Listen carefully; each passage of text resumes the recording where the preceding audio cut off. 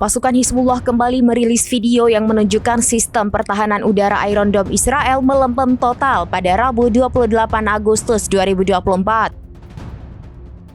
Dalam video tersebut tampak 3 drone Hizbullah menyusup ke 3 markas IDF tanpa perlawanan.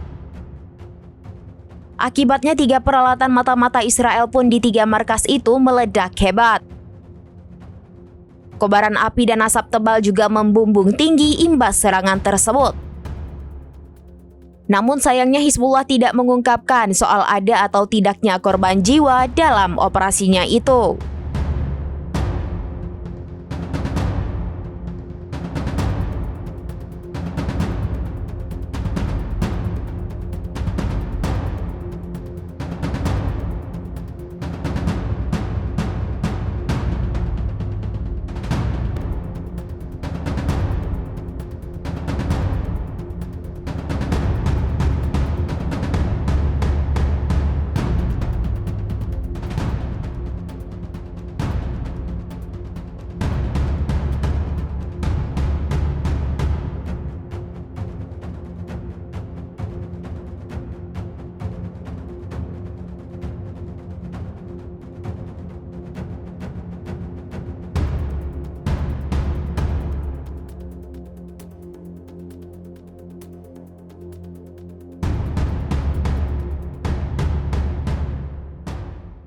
Download Tribun X sekarang, menghadirkan lokal menjadi Indonesia.